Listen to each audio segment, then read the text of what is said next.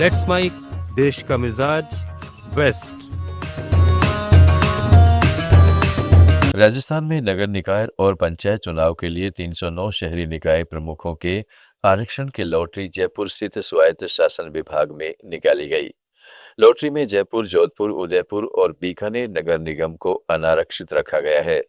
इन नगर निगमों में किसी भी वर्ग का मेयर हो सकता है। वहीं अलवर, अजमेर, भीलवाड़ा, भरतपुर और पाली नगर निगम में मेयर का पद महिला के लिए आरक्षित रखा गया है। कोटा नगर निगम का मेयर पद ओबीसी महिला के लिए रिजर्व हो गया है। बता दें कि 309 में से एससी 50 जिनमें 16 महिला, एसटी 11 जिनमें 3 महिला, ओबीसी 60 जिनमें 21 महिला और अनारक्षित 188 जिनमें 82 महिला रहेंगी। राजस्थान के पूर्व मुख्यमंत्री अशोक गहलोत ने 18 अगस्त से शुरू होने वाली प्रदेश की बड़ी लक्खी पदयात्रा को लेकर भाजपा सरकार और प्रशासन पर निशाना साधा है। गहलोत ने सोशल मीडिया पोस्ट में कहा है कि सांगानेर से रेनवाल तक करीब 25 किलोमीटर के यात्रा मार्ग पर जगह जगह टूटी सड़कें और गहरे गड्ढे हैं। कई नालों की करीब 1.5 साल से सफाई नहीं हुई है। इस रास्ते से लाखों श्रद्धालु गुजरेंगे, लेकिन नगर निगम, जेडीए और सड़क निर्माण से जुड़े विभागों की तैयारियां अधूरी हैं। उन्होंने सरकार से यात्रा मार्ग की तुरंत मरम्मत, सफाई और सुरक्षा व्यवस्था सुनिश्चित करने की मांग की।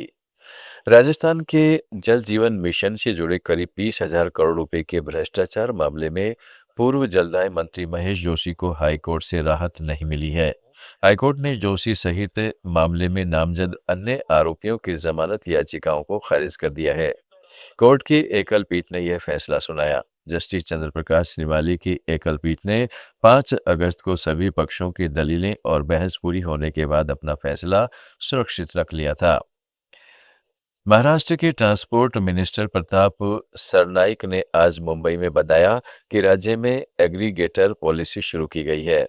ओला, उबर और रैपिडो चल रही हैं और भारत टैक्सी भी लॉन्च हो गई है। देवदत्त टैक्सी को हमसे मंजूरी मिल गई है। एसटी कॉरपोरेशन के साथ मिलकर छावा राइड को भी मंजूरी मिलने वाली है। पैसेंजर ट्रांसपोर्ट सेक्टर में काम करने वाली कई दूसरी कंपनियां भी हमसे मंजूरी मांग रही है। यात्रियों के हितों को ध्यान में रखते हुए हमने पॉलिसी में कई बदलाव किए हैं। इन बदलावों से यात्रियों को सबसे ज्यादा फायदा होगा। एग्रीगेटर पॉलिसी अभी रखी है, ओला है, उबेर है, रैपिडो है और अभी भारत टैक्सी का लॉन्च हो गया है। देवदत्त टैक्सी ने हमारे से परमिशन ले ली है। एसटी महामंडल के साथ छावा राइड है, उनको हम परमिशन अभी देने जा रहे हैं। तो ये सब बहुत सारे प्रवासी को लेके जो कंपनियां हैं ये भविष्य में हमारे पास परमिशन मांग रहे हैं। अभी तक इनके ऊपर कोई ध्यान नहीं देता था, मगर अभी ग्राहकों का हित देखते हुए हमने बहुत सारी पॉलिसी में चेंजेस किए। महाराष्ट्र सरकार के टैक्सी और ऑटो रिक्शा ड्राइवरों के लिए मराठी भाषा अनिवार्य करने के फैसले पर समाजवादी पार्टी के सांसद रामगोपाल यादव ने कड़ी आपत्ति जताई है। उनका कहना है कि इस देश में कोई भी व्यक्ति ऐसे फैसले से सहमत नहीं है।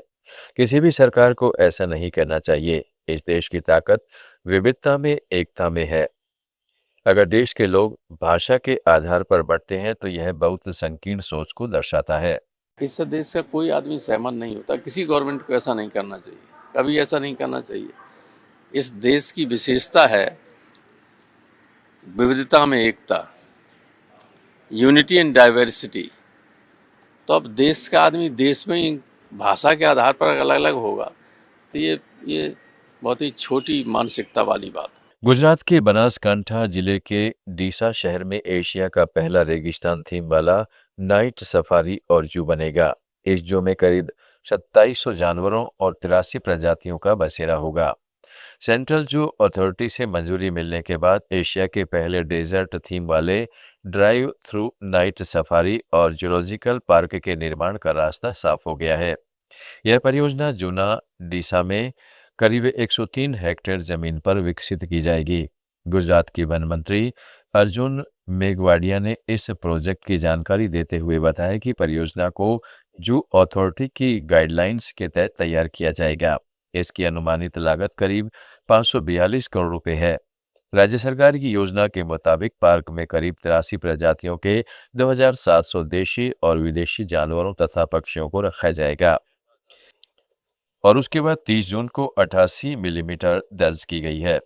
महाराष्ट्र, गोवा, गुजरात, दमन और राजस्थान की ताज़ा खबरों के इस बुलेटिन को रोजाना सुनने के लिए डाउनलोड करें लेट्स माइक ऐप। जुड़े रहिए लेट्स माइक के साथ।